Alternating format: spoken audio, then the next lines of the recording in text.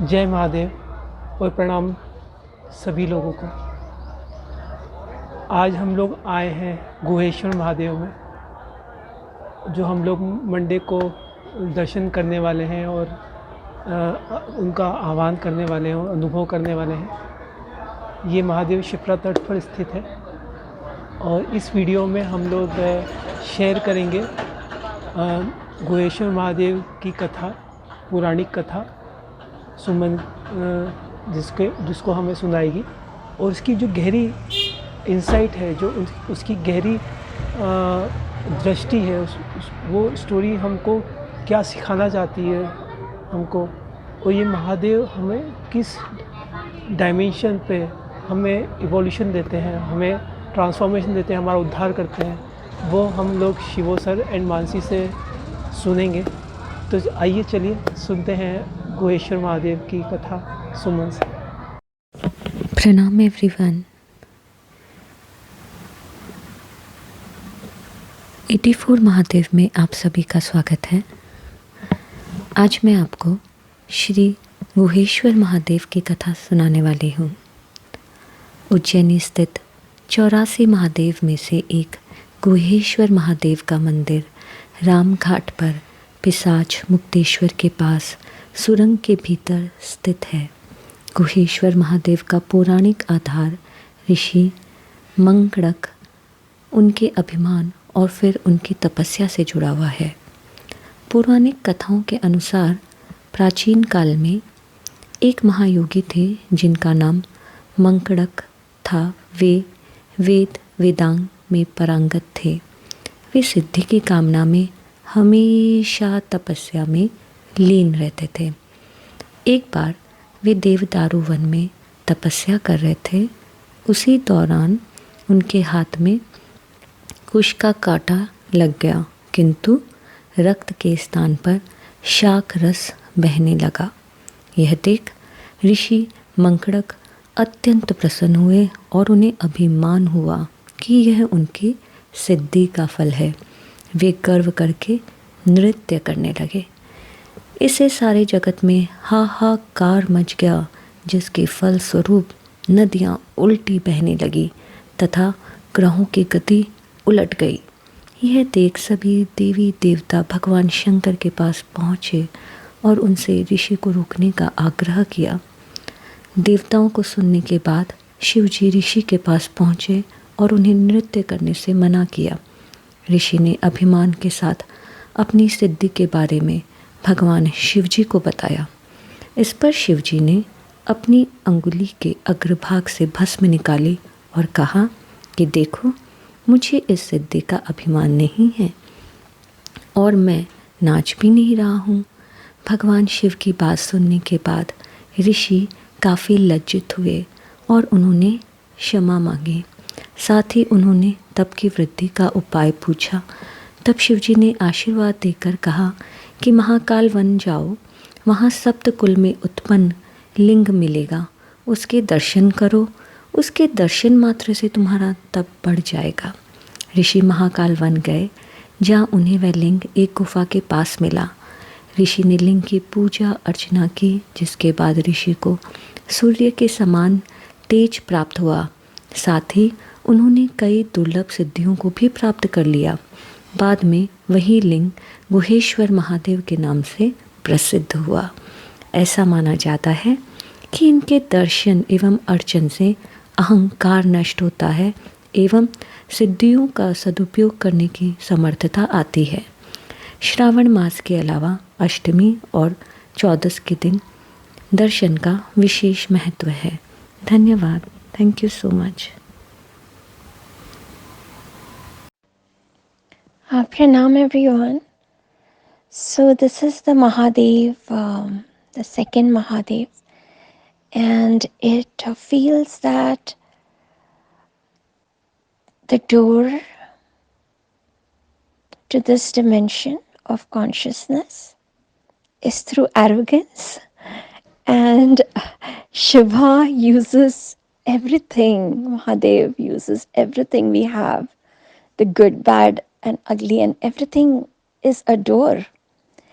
And what happens is when we are really good at something, um, we we do develop a ego in that, and we are good at something, we should use it, and then slowly the arrogance keeps creeping into us. And this is a mechanism that Shiva has named the ego to enlightenment, enlightenment to ego, and this cycle. And that for me was revolutionary, because I think we all understand ego to enlightenment. We all understand that we have um, some subconscious in us, some pattern, or when we offer that to Mahadev, it can become, it can take us to a state of purity, a state of higher consciousness, and it can lead to enlightenment in that. We can have light.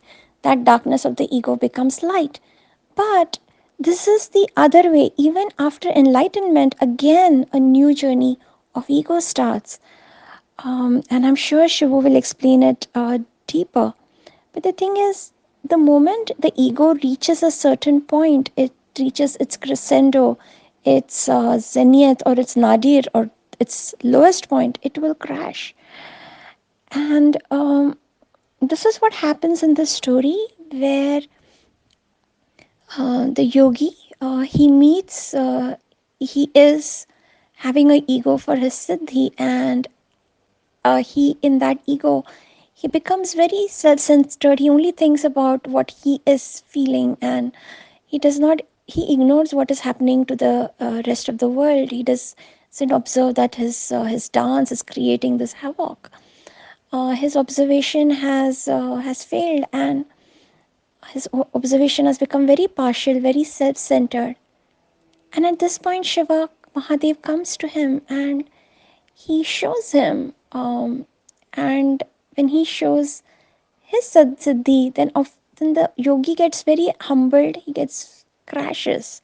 And what we forget in our arrogance, and that is part of the mechanism, is that we have received the siddhi when we were very humble, when we really appreciated something in someone. We were very humble, we were very receptive, we were very open. Our head, our whole body was bowed in receiving. There was no, when we bow down, there is no arrogance there. And in that, we started our journey towards the Siddhi and we got that Siddhi. But at some point, that Siddhi becomes corrupt as more and more ego enters it. And for the yogi, also this thing starts where Shiva, Mahadev has now humbled him. And now, in that receptivity, in that openness, in that humility, more siddhis come to him. And again, the cycle is going to go on. So I bow down to Shiva for enlightening us about this. And this ego can be positive or negative. It can be ego. I'm very good um, at a talent, a skill, at a relationship. Like I am very great because I'm attracting all this in my life. Or it can even be negative where I'm the victim and you use that to gain sympathy, to use that as an excuse not to do things. And in this temple, when I felt some of my arrogance coming out as heat. Um, and as I stayed with it, that started dissolving. And the next time when Atin was sitting in meditation, I could see Nandi. And I was, the way the camera was set, I was going to Mahadev through Nandiji, and I realized the humility that Nandiji has. He is so powerful. He is so, he is such a Siddha being, and yet he is so humble. And I could feel, Osho saying that they say that before we were humans, we did spend time as a cow, even though we can come from different yonis. And the cow is so gentle. If you've looked at its eyes, so receptive, so giving. We still drink her milk. We still do abhishek with that on the lingam. And I could feel that humility flowing like cow's milk as that arrogance was dissolving. Thank you. Uh, Mansi has already very beautifully explained in her audio about the ego of the Siddhi, that how we get the Siddhi in the space of complete surrender, the complete humility, and yet when the Siddhi happened to us, we develop an ego out of it. Uh, just to elaborate more, yes, every siddhi, every talent of yours got cultivated because you were living in the surrender, you were living in that humility. If you look at even the extreme cases like Ravana, how did Ravan get its siddhis? When he had cut 9 of his 10 heads, only one head remained that he did not cut or could not cut, right? So the cutting of the 9 head, that's what gave him siddhi. But that one head which remained, that developed the arrogance of Siddhi. If you look at your own talent, whatever talent you may have, we have to understand that how a Siddhi, a talent is developed. Whole of the existence plays its own role in that. The energy, the consciousness of the whole flows through you. It interacts with the unique seed you have in you, and that's how you get the Siddhis. So let's say Atin has this siddhi of doing Rudra Darshan, right? Or feeling the patterns, imprints of others. Or Preeti has this siddhi of reading into the past lives. But do you see whole existence has played a role in this siddhi? Because they went through some past journeys for thousands of years, and in this life, they became part of Quanto life, and there were so many people. Slowly, it got honed, right? So, so many people played part in their siddhis. Even the worldly siddhis, like I am very good in mathematics. Do you see how many people, how many situations have played part in that? If you are good in anything, the whole of the world has played role in that. But when we realize we have got the siddhi, what happens? We start to act as if this is my doing. I have done it, and we start to develop the arrogance. And the moment the arrogance begin to develop, that is also the beginning of its collapse. When the arrogance is developed, the siddhi will collapse one day. So that is one thing. So one offering of this Mahadev is uh, look at your siddhis, your unique talents, and check if you feel arrogant about it. If you feel, oh, I have done it, and if that gratitude is lost, that so many people in my life, whole of the world, whole the life created situations for me, it created very big crises for me, and I had to develop uh, this particular talent so that I could deal with that. The whole life has played role in that. So many people have played role in that. So have we become arrogant because of that siddhi? That is the inquiry for this. There is one more point which I got struck with while I was listening to the story. Now, it also shows the difference between the Deva and Asura soul, how a Deva soul behaves after getting a Siddhi and how a Asura soul behaves after the Siddhi. So this Rishi has gotten the Siddhi and like he has become very arrogant and he's dancing and he's causing lot of things are upside down. See why the whole life gets disturbed when you become arrogant of the siddhis, because you become self-centered, you become that narcissist. Oh, I have done it. you forget that the whole existence has done it. It considered you the channel and it poured the whole of its understanding into you. So that is to credit. But that Rishi has forgotten that. And he's saying, oh, I have done it, I have done it, I am so powerful. But the beautiful part here is there Shiva comes and he does a small act and he understands that he is making a mistake. That's what a Deva soul is. Just a little prompt. Somebody comes and say, oh, you become arrogant of your siddhis. And there is that realization dawns in him. That is the Deva soul. What does a Asura soul does? So he's doing a tapasya uh, for this or that. Bhasmasur is doing tapasya and the Shiva gives the boon. And what does he do? He wants to first burn the Shiva himself. Right? So while the Deva soul still acknowledges, even in the Siddhi, that okay, there is Shiva, there is consciousness, and I'm secondary. The Asura soul will go completely berserk. Even if so many people will come and warn, Ravan was warned by so many. Hiranyakashyap got so many chances. He failed one after another in killing Prahlad, but he did not understand. So when a Asura soul has gotten the Siddhi, it is, I mean, the god really has to come and kill and finish him. So that journey of realization for a Asura soul is very, very long.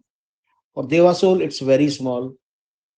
Shiva comes and shows him whole Siddhi and says, hey, see, listen, I have this Siddhi, but see, I don't feel any pride in this. And he understands, he is ashamed. And when he's ashamed, he goes into humility, he's showered with more Siddhis. So, for how long you will get Siddhis? The cosmos will give you Siddhis till you remain humble, till you remain receptive. Asuras, once they have gotten the Siddhi, they can still get Siddhis through their Asuric power. Because they are sucking. It's not that life is giving them the Siddhi.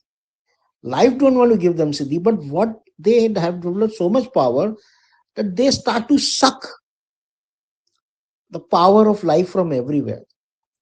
They become self-centered. It's like the Deva field is like spread out everywhere in the whole cosmos, but the Asura field is like the reverse of that. It is sucking from everywhere in the cosmos. It is sucking the life into themselves. Like, I am the center. This is the whole urge of a Asura soul. I am the center of cosmos.